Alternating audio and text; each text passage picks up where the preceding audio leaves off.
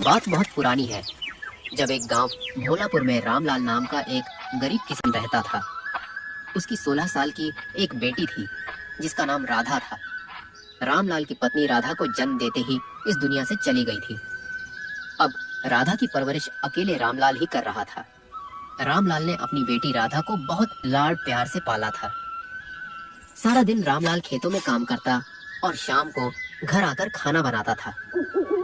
एक दिन की बात है, जब रामलाल अपने घर में खाना बना रहा था, तभी उसके पड़ोस में रहने वाली एक बूढ़ी काकी उसके पास आई और कहने लगी, अरे बेटा रामलाल, कब तक तू ऐसे ही दिन रात काम में लगा रहेगा?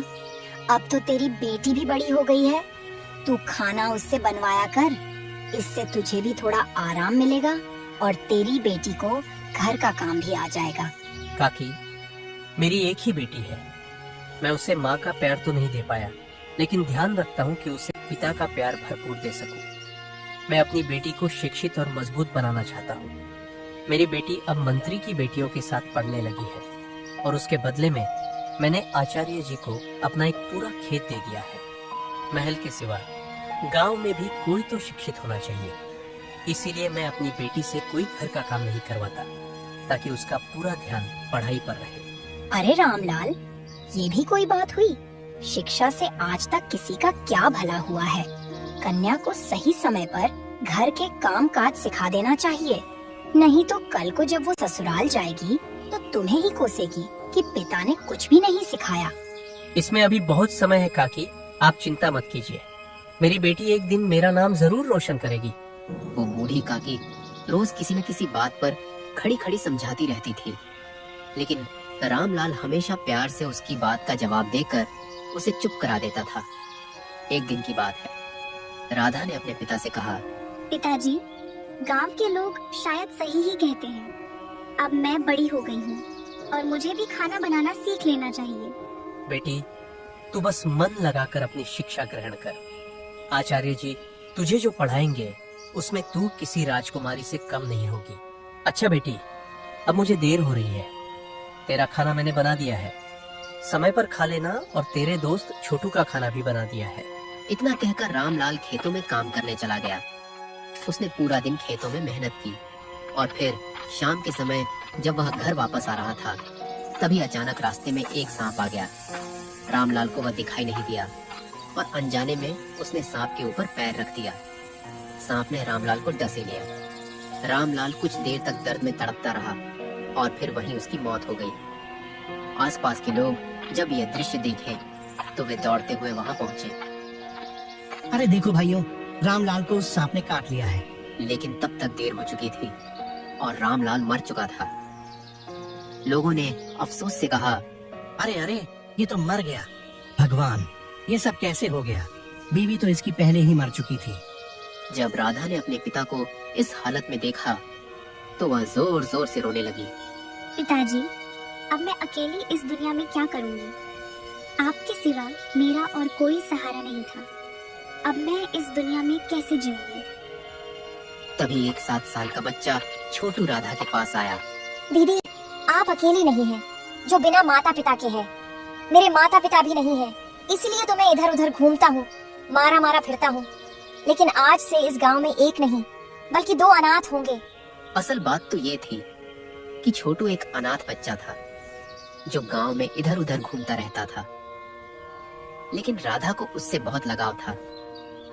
वो हमेशा उसे खाना खिलाती और प्यार करती थी। राधा ने छोटू को देखा और प्यार से कहने लगी, अब हम दोनों साथ ही रहेंगे, चाहे कुछ भी हो जाए। मैं तुम्हारा सहारा बनूंगी और तुम मेरे। दीदी, आप तो पहले से ही मेरा सहारा हो। मुझे रोज खाना जो खिलाती हो, अब तो मैं तेरा सहारा बनूंगा। गांव के लोगों ने रामलाल का अंतिम संस्कार कर दिया, लेकिन अब गांव वालों को यह चिंता होने लगी थी कि रामलाल की अकेली बेटी राधा का क्या होगा। इस बात पर विचार करने के लिए गांव वालों ने एक पंचायत बुलाई और उसमें सरपंच ने कहा, भाइयों, रामलाल हमारे भाई जैसा था। अब हमें राधा को सहारा देना होगा। सहारा तो लड़कियां अपने परिवार को देती हैं, लेकिन यह तो राधा है। यह किसी को क्या सहारा देगी, उल्टा बोझ ही बनेगी। मैं तो पहले से ही उसके पिता से कहती थी कि अपनी बेटी को घर का कामकाज सिखा दे, लेकिन उसने मेरी एक न सुनी। अब बस एक ही रास्ता बचा है, राधा की शादी कर दी जाए। मैं पढ़ाई कर रही हूँ और मैं शादी नहीं कर सकती। इससे बेहतर तो यह होगा कि मैं भी अपने पिता की चिता के साथ जलकर राख हो जाऊं। राधा ठीक कहती है, अभी वह छोटी है, इतनी जल्दी उसका विवाह कैसे हो सकता है? तो क्या तू पालेगा इसे? महंगाई इतनी है, अपने बच्चों का पेट तो भर नहीं सकता, अब चला है दूसरों के बच्चे पालने। हाँ हाँ, बता बता, तू इसका पालन पोषण कैसे करेगा? इस गांव में अगर कोई ऐसा आदमी है जो राधा की जिम्मेदारी उठा सके तो वह सामने आ जाए। बड़ी काकी की बात सुनकर जब कोई भी सामने नहीं आया तो एक दूसरा आदमी कहने लगा, ठीक है काकी, राधा का विवाह करवा देना चाहिए। वैसे भी राधा इतनी छोटी भी नहीं है, 16 साल की हो गई है, परंतु विवाह के लिए कोई लड़का भी तो मिलना चाहिए। तभी एक औरत बोल उठी, मेरा बेटा राधा से शादी करेगा। लेकिन तुम्हारा बेटा ब्रजेश तो हमेशा नशे में धुत रहता है। राधा अभी 16 साल की है, जबकि तुम्हारा बेटा तो 40 साल का है। यह तो बेमेल विवाह होगा। अरे अरे, अब कोई राजकुमारी से ब्याहनी थोड़ी आएगा, जो मिल रहा है वही ठीक है। विवाह के बाद ब्रजेश अपनी जिम्मेदारियों को जरूर समझेगा और नशा करना भी छोड़ देगा। सब कुछ ठीक हो जाएगा। ठीक, मैं हार चुकी हूँ और मैं उससे शादी नहीं कर सकती। इससे अच्छा तो यह है कि मैं भी अपने पिता की चिता के साथ जलकर समाप्त हो जाऊं। देख राधा, तेरे पास अब दो ही रास्ते हैं, या तो तू इस ब्रजेश से शादी कर ले या फिर तुझे यह गांव छोड़कर जाना पड़ेगा। ठीक है, मुझे काकी की यह शर्त मंजूर है। मैं अभी यह गांव छोड़कर चली जाऊंगी। काकी, लड़की गांव छोड़कर कहाँ भटकेगी? रोक लो उसे। जाने दो उसे। जब एक दिन बिना छत के रहेगी ना, तो उसे अपना गांव खुद ब खुद याद आ जाएगा। कहाँ जाएगी ये? कल सुबह तक वापस लौट आएगी और शादी के लिए भी तैयार हो जाएगी। मैं देखती हूँ इसके पिता के सपने कैसे पूरे होते हैं। अब तुम सब यहाँ से जाओ, अपने अपने घर लौट जाओ और दो लोग जाकर राधा को गांव के बाहर छोड़ आओ। गांव वालों ने वैसा ही किया। तभी छोटू भागता हुआ राधा के पास आया और बोला, दीदी, मुझे भी अपने साथ ले चलो। इस गांव में सिर्फ आप ही तो थी जो मुझे खाना देती थी। आपके बाद मैं कहाँ जाऊंगा? राधा और छोटू चल पड़े। अभी वे थोड़ी दूर ही गए थे कि जोरदार बारिश होने लगी और बिजली चमकने लगी। छोटू को चमकती हुई बिजली से बहुत डर लग रहा था। छोटू बोला, मुझे बहुत डर लग रहा है, ये बारिश कब बंद होगी? बस थोड़ी देर में यह बारिश बंद हो जाएगी। छोटू, तुम घबराओ मत, सब ठीक हो जाएगा। थोड़ी देर बाद बारिश रुक गई। राधा छोटू को लेकर जमीन पर बैठ गई। दोनों की ठंड से बहुत बुरी हालत थी। उनके पास एक भी कपड़ा नहीं था जिससे वे अपनी ठंड को रोक सके। दीदी, मुझे बहुत ठंड लग रही है और भूख भी बहुत जोरों की लगी है। इतनी देर हो गई, हम चलते चलते कहाँ जा रहे हैं? छोटू, मुझे भी नहीं पता कि हम कहाँ जा रही हैं। गांव वालों ने हमें गांव से निकाल दिया है। अब हम दोनों का क्या होगा? हम कहाँ जा सकते हैं? अब हम दोनों यही रहेंगे, इसी सड़क पर। राधा पूरी रात छोटू को समझाने की कोशिश करती रही। रात बहुत गहरी हो गई थी, लेकिन राधा को कोई भी जगह नहीं मिली जहां वह जा सके या अपनी झोपड़ी बना सके। राधा ने छोटू को तो सुला दिया था, मगर उसके गीले कपड़ों की वजह से छोटू दिल से सो नहीं पा रहा था। पूरी रात गुजर गई, लेकिन राधा ने एक पल की भी नहीं झपकाई। जंगल के जानवरों की आवाजें वहां और भी ज्यादा डर पैदा कर रही थी। सुबह होते ही एक राजा अपनी सैकड़ों फौजियों के साथ वहां से गुजर रहा था। उसने राधा और छोटू को देखा और पूछा, तुम दोनों यहाँ क्यों बैठे हो? उठो और अपने घर चले जाओ। राजा की बात सुनकर राधा का चेहरा मुरझा गया। राजा ने पूछा, तुम ऐसे क्यों रो रही हो? जो भी बात है हमें बताओ। हम राजा हैं, हम तुम्हारी मदद जरूर करेंगे। महाराज, मेरा नाम राधा है और यह मेरा भाई छोटू है। गांव वालों ने हमें गांव से बाहर निकाल दिया है। राधा ने राजा को सारी बात बता दी। राजा को राधा और छोटू पर बहुत दया आई और वह दोनों को लेकर अपने महल में आ गया। उसने राधा से कहा, हम तुम्हारे लिए कुछ अच्छे कपड़े और खाना भेजेंगे और अब से तुम महारानी की दासी बनकर रहोगी। महल में जल्द ही खुशखबरी आने वाली है और हमें महारानी के लिए एक और दासी की जरूरत थी और तुम हमें मिल गई हो। आपका बहुत बहुत धन्यवाद महाराज कि आपने हमें रहने की जगह दी और आश्रय दिया। बहुत बहुत धन्यवाद। हम इस मुल्क के राजा हैं, ये हमारा कर्तव्य है। इतना कहकर राजा वहां से चले गए। राधा कई दिनों तक महल में ही रही। अब राजा ने राधा को रानी के कमरों की सफाई का काम सौंप दिया था। एक दिन राधा कमरे की सफाई कर रही थी तो रानी ने राधा से कहा, राधा, क्या सफाई के अलावा तुम कुछ और भी कर सकती हो? महारानी जी, मैं जानती हूँ कि यह काम मैं ठीक से नहीं कर पा रही हूँ, लेकिन मैं जल्दी ही सीख जाऊंगी। इसके अलावा मैं आपको कहानियों की किताब, याद और धर्म की किताबें पढ़कर भी सुना सकती हूँ। रानी ने हैरान होकर कहा, क्या तुम्हें किताबें पढ़ना आता है? हाँ महारानी जी, ऐसी कोई किताब नहीं है जिसके बारे में मैं नहीं जानती हूँ। अरे वाह राधा, ये तो बहुत अच्छी बात है। पहली बार सुना है कि गांव की कोई लड़की पढ़ाकू है। क्या ये छोटू तुम्हारा सगा भाई है? हाँ, पर आपने ऐसा क्यों पूछा? क्या आपको वह मेरा सगा भाई नहीं लगता? नहीं नहीं, ऐसी बात नहीं है। मुझे तो वो बहुत अपना सा लगता है। बहुत प्यारा है ना वह। मैं बहुत जल्दी उसे भी पसंद करने लगी हूँ। हाँ महारानी जी, और अब तो महल में नया राजकुमार भी आने वाला है, तो इसीलिए आपको छोटू और भी ज्यादा अच्छा लगता होगा। हाँ राधा, ये भी हो सकता है। कुछ दिन ऐसे ही बीत गए। एक दिन महल में सुबह सुबह बच्चे के रोने की आवाज आई और उसी समय दाई माँ घबराकर बाहर आई और बोली, महाराज महाराज, आज हम इस बच्चे को बचा नहीं पाएंगे। न जाने क्या बीमारी है। भगवान की मर्जी कि इस महल में बच्चे के रोने की आवाज तो आती है, लेकिन उसके हंसने या जिंदा रहने की कोई उम्मीद नहीं होती। नहीं नहीं दाई माँ, ऐसा मत कहो। ये हमारा दूसरा बच्चा है। इससे पहले भी हम अपना एक बच्चा खो चुके हैं, अब इसे नहीं खो सकते। महाराज, बच्चे को बचाने का एक ही रास्ता है, काली नदी का पानी। अगर आप अपने बच्चे को वह पानी पिला दें तो उसकी जान बच सकती है, लेकिन पानी लेने के लिए आपको खुद जाना होगा। ध्यान रखें कि इस नदी का पानी आपको इतनी आसानी से नहीं मिलेगा। ठीक है दाई माँ, मैं काली नदी का पानी लेकर आता हूँ। यहाँ महारानी ने जब दाई की बात सुनी तो वह बोल पड़ी, दाई माँ, ये तुम क्या कह रही हो? पता है ना, काली नदी के पास हमने अपने पहले बेटे को खो दिया था। महाराज अगर फिर वहाँ गए तो रो पड़ेंगे। महारानी जी, काली नदी का पानी बहुत शक्तिशाली है। उस बच्चे के लिए वह बहुत जरूरी है। अब तो महल में दूसरा राजकुमार आ चुका है महाराज, और आपके जख्म जल्द ही भर जाएंगे। महारानी, हमें अपने बड़े राजकुमार की सच में बहुत याद आती है, परंतु आज काली नदी पर जाने के अलावा हमारे पास कोई दूसरा रास्ता नहीं है। हमें अपने बेटे को जीवन दान देने के लिए काली नदी का पानी लाना ही होगा।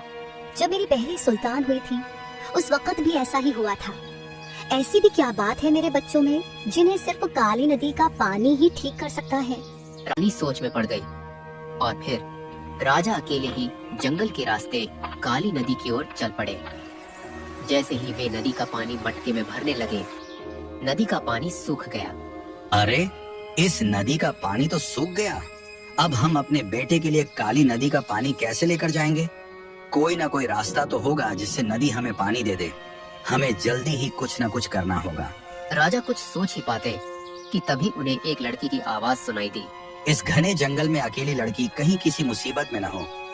हाँ, हमें जाकर देखना होगा। लेकिन वहाँ महल में हमारा बेटा आखिरी सांसें ले रहा है।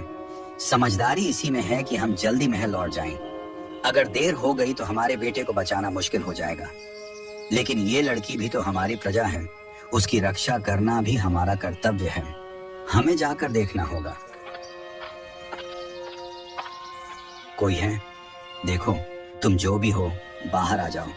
हम इस इलाके के राजा हैं, हम तुम्हारी सहायता करेंगे। हमसे डरने की कोई आवश्यकता नहीं है। तभी एक लड़की पेड़ के पीछे से बाहर आई। लेकिन यह क्या? ये तो राधा थी। वह बोली, महाराज, मैंने आप और महारानी की सारी बातें सुन ली थी, वो काली नदी के पानी वाली बातें। अच्छा, तो तुम छिपकर हमारी बातें सुन रही थी? नहीं महाराज, नहीं, मैं तो आपकी मदद करना चाहती हूँ। तुम चिंता मत करो, हम काली नदी का पानी लेकर आएंगे। तुम अभी घर चली जाओ, यहाँ रहना तुम्हारे लिए ठीक नहीं है। महाराज, आप सबका इतना ख्याल रखते हैं। अगर दुनिया में सारे राजा आप जैसे होते तो सबका राज कितना खुशहाल होता। हम अपनी तारीफ महल में आकर भी सुन सकते हैं। अब तुम यहाँ से जाओ। महाराज, मेरे पास इस समय एक उपाय है, काली नदी के पानी को फिर से वापस लाने का। अच्छा, लेकिन तुम्हें वह कैसे पता? महाराज, मैंने किताब में काली नदी के पानी के बारे में पढ़ा है। महारानी बता रही थी कि तुमने बहुत सारी किताबें पढ़ी हैं, लेकिन इसका मतलब यह नहीं कि तुम हमें हमारे रास्ते से भटका दोगी। राजा राधा को कुछ बोलने ही वाले थे कि तभी काली नदी के अंदर से एक बहुत बड़ा दैत्य प्रकट हो गया। राजा 2 कदम पीछे हट गए और फिर खुद को संभालते हुए बोले, ऐ काली नदी के देवता, हमें थोड़ा पानी चाहिए अपने बच्चे को बचाने के लिए। वह दैत्य जोर जोर से हंसा और फिर बोला, तुम्हारी मदद करके मुझे बहुत खुशी होगी। राजा ने जैसे ही अपना मटका उठाकर दैत्य की तरफ किया, तभी पीछे से राधा ने लाल रंग की मिट्टी उस दैत्य की तरफ फेंक कर उड़ा दी। लाल मिट्टी ने जैसे ही उस दैत्य को छुआ, वह तुरंत भस्म हो गया। अरे बेवकूफ लड़की, ये तुमने क्या किया? अब हमारे बेटे को काली नदी का पानी कहाँ से मिलेगा? महाराज, मुझे पता है आप मुझ पर यकीन नहीं करेंगे, लेकिन आप इस किताब पर तो यकीन करेंगे ना। इस काली नदी के रहस्य नाम की किताब में यही सब लिखा है। अगर कोई काली नदी के पानी को छू ले तो उसकी संतान उसी के सामने दम तोड़ देगी। और यह किताब मेरी नहीं है, यह आपके महल की किताब है जो मैंने वहाँ से उठाई थी। राधा ने काली नदी के रहस्य नाम की एक किताब खोलकर राजा के सामने रख दी। राजा यह सब कुछ देखकर बहुत ज्यादा हैरान हो गया। तुम्हें यह सब कैसे पता चला? जब महारानी जी ने आपसे कहा कि उन्होंने पहले बच्चे को भी काली नदी के दोष के कारण खो दिया था और दूसरे बच्चे के लिए भी दाई माँ ने आपको वहाँ से पानी लाने को कहा, तब मैं समझ गई कि यह सब दाई माँ की ही चाल है। मुझे याद आया कि एक दिन जब मैं रानी जी को किताब पढ़कर सुना रही थी तो मैंने देखा कि वहाँ काली नदी नाम की एक रहस्यमय किताब रखी थी। जब आप यहाँ आने के लिए निकले तो मैंने उस किताब को उठाकर पढ़ा और तब मुझे समझ आया कि यह सब एक साजिश है। राजा ये सारी बातें सुनकर हैरान रह गए।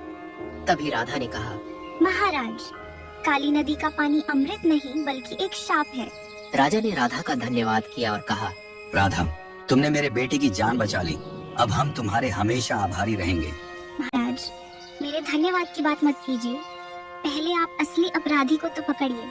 अपराधी तो समझो पकड़ा ही गया, वही दाइमा मेरे बड़े बेटे की हत्यारिन है।